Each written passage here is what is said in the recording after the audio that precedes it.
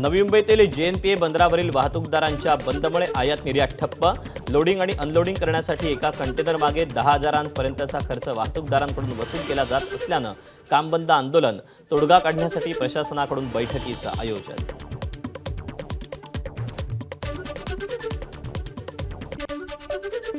पुण्यात CNGच्या दरात 2.5 रुपयांची वाढ। CNGचे दर 94.85 रुपयांवर।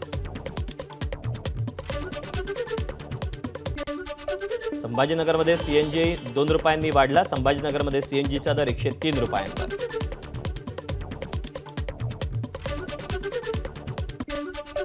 नाशिकमध्ये CNGच्या दरात 1 रुपया 35 पैशांची वाढ। नाशिकमध्ये CNGचा दर 96 रुपये 50 पैशांवर।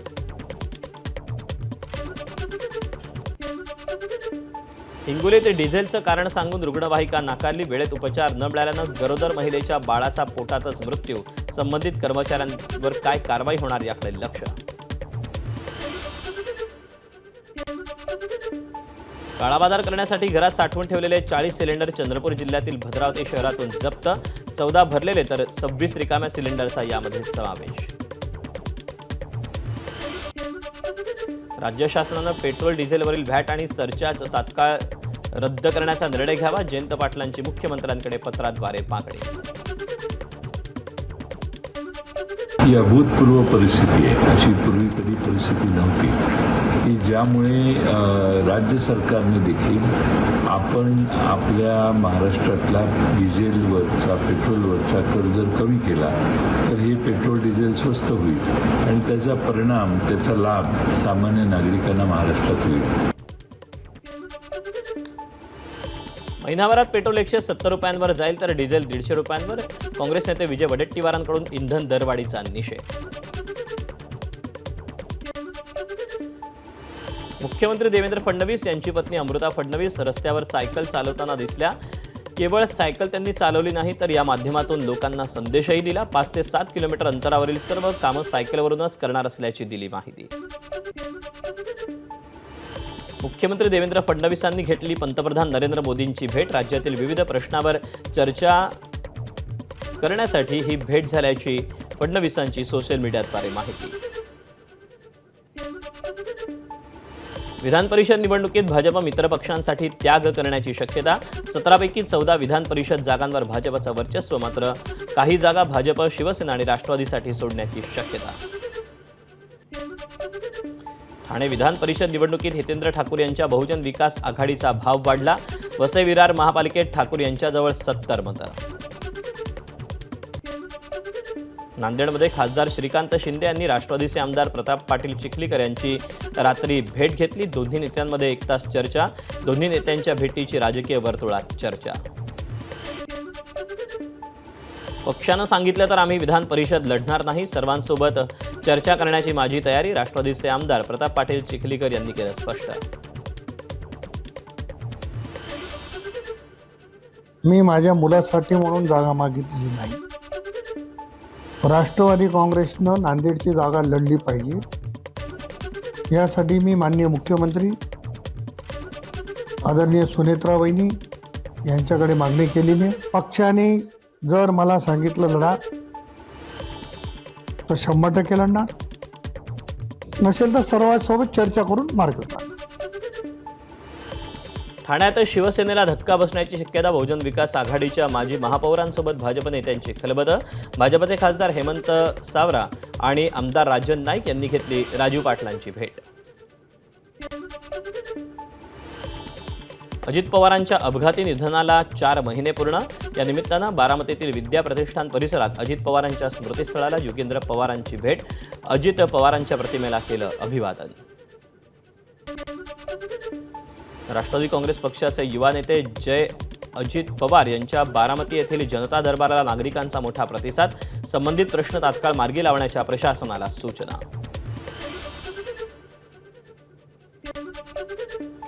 दिवंगत उपमुख्यमंत्री अजित पवार यांच्यासह खासदार सुप्रिया सुळे यांच्याकडून फोटो पोस्ट करून भावूक पोस्ट। काही क्षण छोटे असतात पण आठवणी आयुष्यभर राहतात म्हणत आठवणींना दिला सुप्रिया सुळेंनी उजाळा। भिवंडी वाडा महामार्गाची खासदार सुरेश म्हात्रे उर्फ बाळ्यामामा यांच्याकडून पाहणी. पावसाळ्यापूर्वी रस्त्याच्या काँक्रिटीकरणाचं काम पूर्ण करण्याच्या दिल्या सूचना. मनोज जरांगे आमरण उपोषणावर ठाम. 30 मे पासून अंतरवाली सराटीत भर उन्हात करणार उपोषण.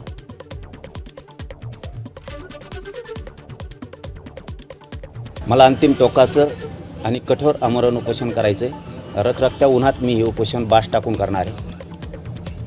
ना कुठलं पाणी, ना कुठलं जेवण, ना पायात चप्पल घालणार आहे, ना काय करणार.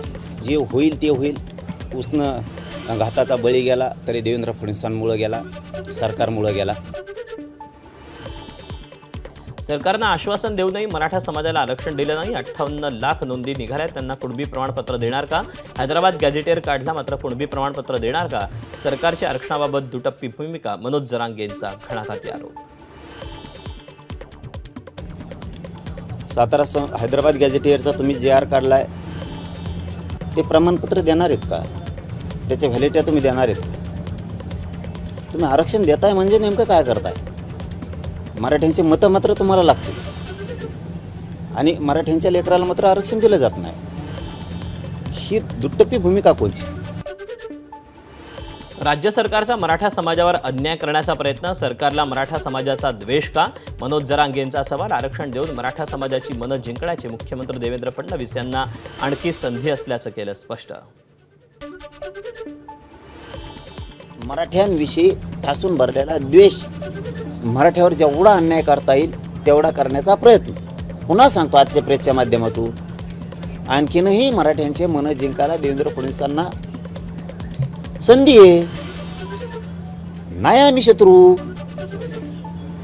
तुम्हाला कधी मानत नाही मानणार. माझं म्हणणं समजून घ्या रे. मराठा नेत्यांना अंतरवाली सराटीत येण्याचं आवाहन केलं होतं. प्रसाद लाड आले.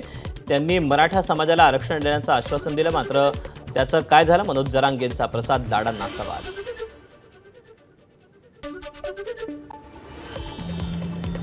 देवेंद्र फडणवीस साहेब 100% आरक्षण देतील. आम्हाला बोलवा ना, का तुम्हाला नुसतं आवडत्याच मंत्र्यांना भेटायचं? तुमच्या संभ्रम मराठा समाजाचा असा घालून दिला की आम्ही आरक्षण द्यायला तयार आहेत, पण जरांगे पाटील आम्हाला बोलवित नाही. मराठ्यांनाही वाटलं असतं ते देतात तर का बोलवित नाही. 17 तारखेला तुमच्या मीडियाच्या बांधवाला सांगितलं, ये बाबा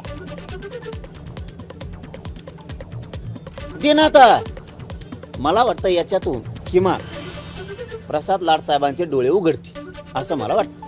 मला त्यांना टार्गेट करायचं नाही, त्यांना दोष द्यायचा नाही, कारण त्यांनी सांगितलं की मी मराठा आहे म्हणून दोष द्यायचा नाही. पण डोळे उघडले असते मात्र एवढं खरं की तो हा देवेंद्र फडणवीस किती कलाकार आहे. जरांगेंच्या मागण्यांबाबत मुख्यमंत्री सकारात्मक. उद्या जरांगेंची भेटून चर्चा करणार. मंत्री राधाकृष्ण विखे पाटलांची माहिती. मराठा समाजाला न्याय मिळवून देणारे अपेक्षित उत्तर मनोज जरांगेंना मिळेल. सरकारचं शिष्टमंडळ उद्या मनोज जरांगेंची भेट घेणार. भाजप आमदार प्रसाद लाड यांची माहिती. येणाऱ्या 29 तारखेला माननीय विखे पाटील साहेबांबरोबर मी अंतरवाली सराटीला जाऊन माननीय जरांगे पाटील मनोजदादांची भेट घेणार आहे आणि त्यांच्या शंकाचं निरसन करण्याचा प्रयत्न करून हे आंदोलन ते मागे घेतील अशी अपेक्षा घेऊनच माननीय मंत्री आणि उपसमितीचे अध्यक्ष विखे पाटील साहेब यांच्याबरोबर मी प्रवास करणार आहे.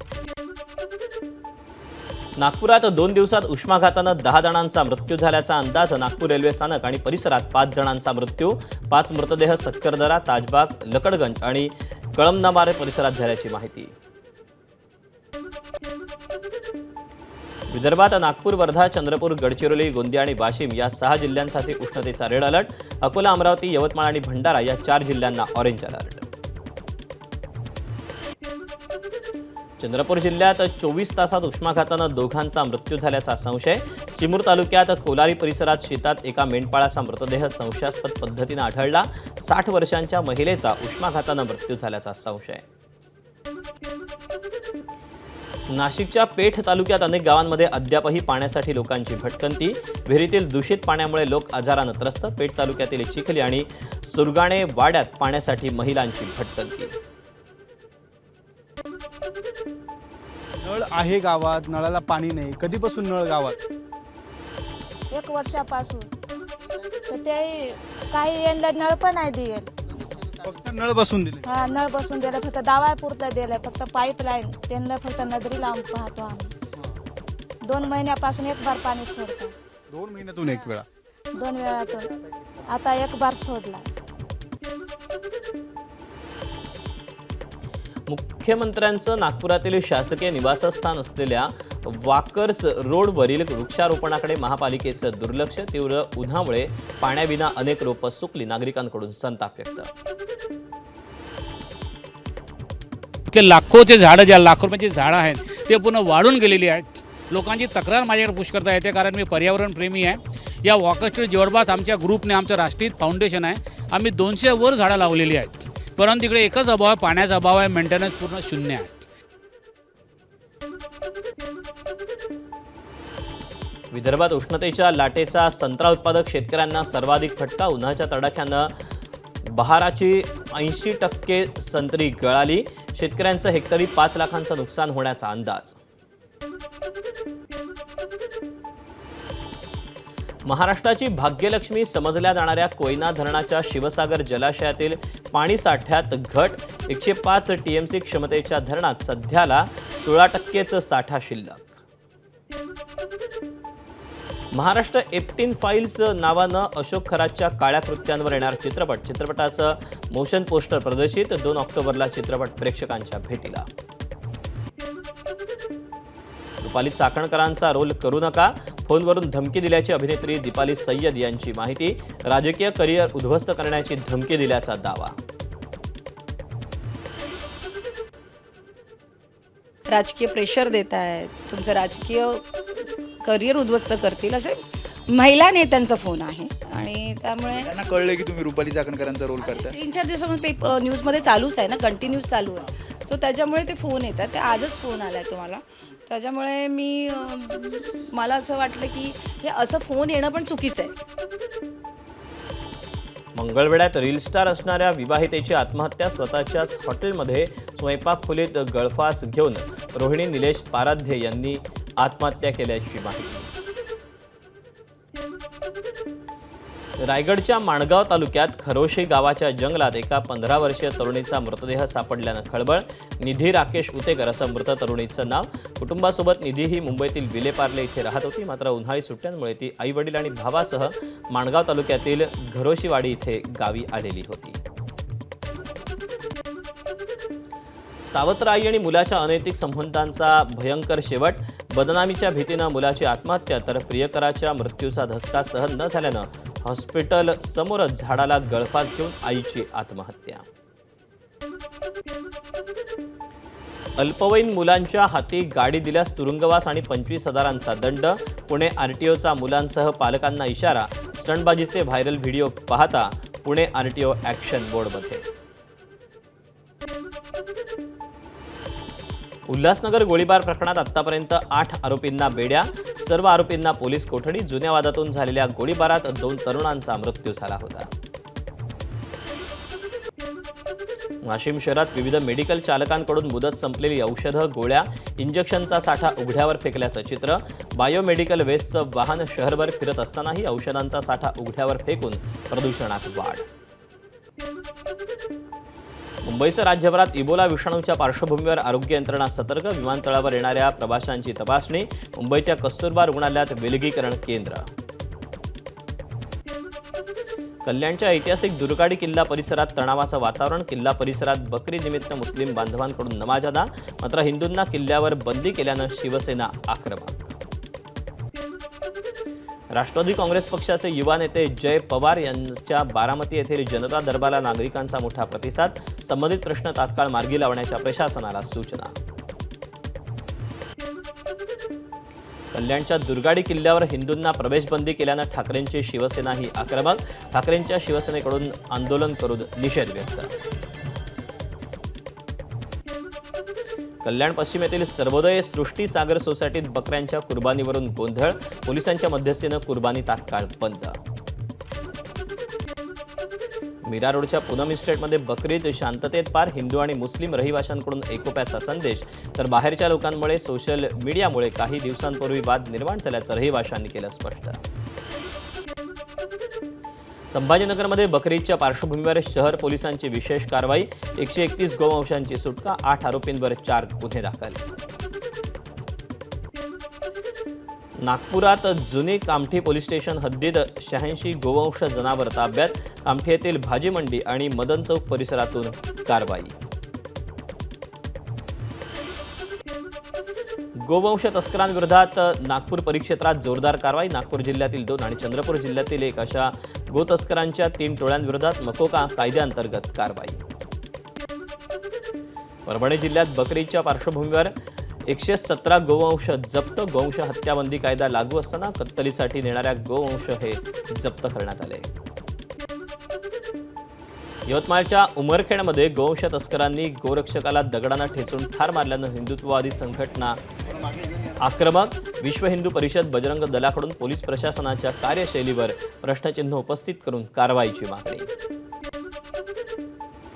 बकरी निमित्त धुळे शहरातील देवपूर भागात सामूहिक नमाज पठण. सोलापुरात ईदीचा उत्साह. मशिदी आणि ईदगाह मैदानावर सामूहिक नमाज पठण. कोणताही अनुचित प्रकार घडू नये यासाठी मोठा बंदोबस्त. भिवंडीत बकरी ईदचा उत्साह. मशिदीमध्ये सामूहिक नमाज पठण. कोणताही अनुचित प्रकार घडू नये मोठा बंदोबस्त. मालेगावात ईद निमित्त पोलिसांचं शस्त्र संचलन. मालेगाव नियंत्रण कक्ष येथून सुरू झालं संचलन. संचलनात 10 वरिष्ठ अधिकारी आणि 100पेक्षा जास्त पोलीस कर्मचाऱ्यांचा सहभाग. मुंबईतील YMCA मैदानात मुस्लिम बांधवांकडून नमाज पठण. ईदच्या दिल्या एकमेकांना शुभेच्छा. दिल्लीच्या फतेहपुरी मस्जिदमध्ये नमाज अदा. बकरी ईद निमित्त एकमेकांना गळाभेट देऊन दिल्या शुभेच्छा. पुण्यात बकरी ईदच्या पार्श्वभूमीवर प्रतिबंधात्मक आदेश जारी. त्याचाच एक भाग म्हणून सारसबाग बंद. वर्षभरापूर्वी सारसबागेत नमाज पठण झाल्याचे व्हिडिओ व्हायरल झाल्यानंतर मोठा वाद निर्माण झाला होता. भिवंडीत रस्त्यावर रेड्याचा धुमाकूळ. भरस्त्यात तरुणाला उडवलं. रस्त्यावर रेडा सैरावैरा धावत असल्याचं एकच तारांबळ. व्हिडिओ सोशल मीडियावर व्हायरल. पुणे जिल्ह्यात रवी नारायण करगळ या शेतकरी साईभक्ताकडून साईबाबांच्या चरणी 3.5 हजार किलो केशर आंब्याचं दान. आंब्यांपासून साईभक्तांसाठी बनवला थंडगार आमरस.